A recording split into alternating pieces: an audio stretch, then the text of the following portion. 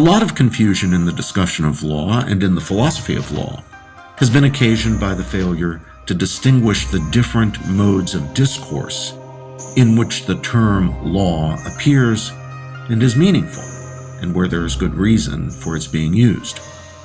St. Thomas Aquinas, the great medieval philosopher, has in mind what I call fully critical discourse when he defines law as an ordinance of reason for the common good, promulgated by the one who has responsibility for the common good, or the care of the common good of the community.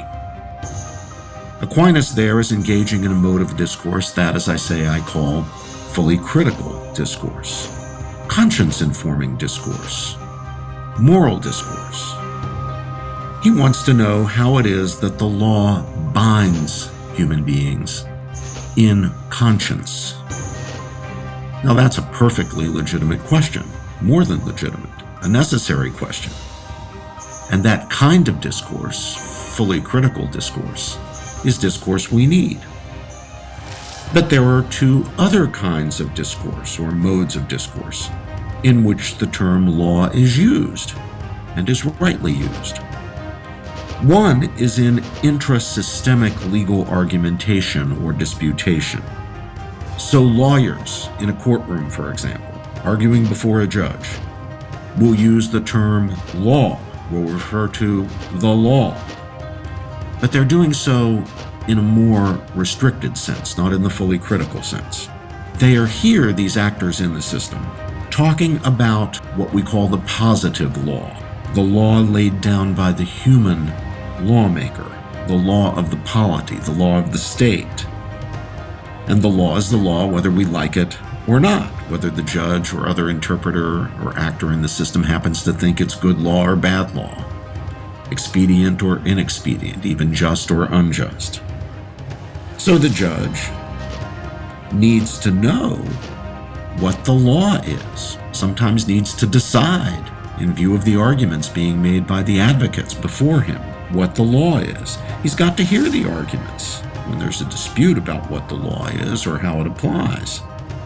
He's got to hear the argument between the lawyers in order to make up his mind about what the law really does require in the case at hand.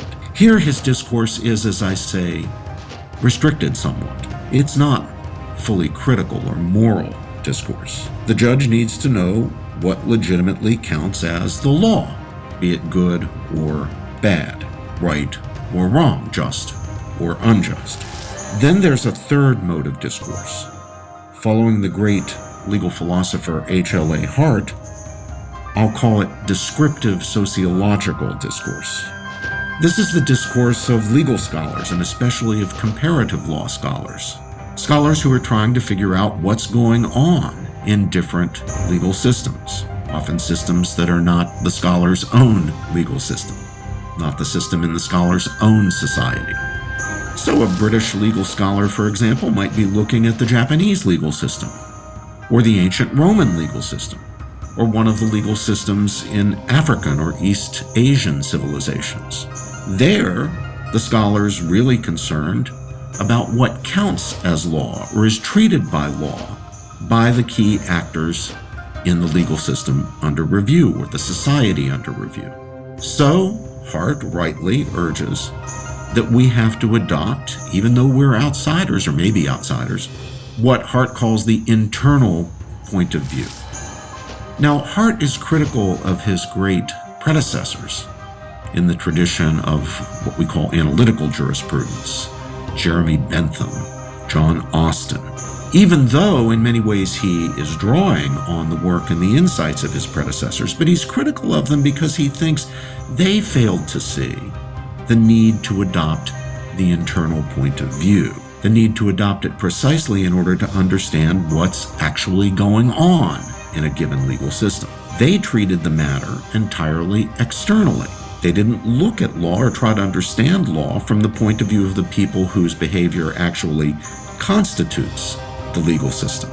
They looked at it purely from an outsider's point of view. Now, Hart thinks, and I completely agree with him, that this means that their accounts consistently fail to fit the facts. I'm quoting Professor Hart there. They will not be the kind of accurate and refined accounts that are social science or social study at its best. To get really accurate and refined accounts of any legal system or any social system, even if our goal is the purely descriptive sociological one, we need to adopt an internal point of view. We need to see the ways in which the people in a system, officials and citizens, make laws for reasons and act on reasons that are provided by the laws.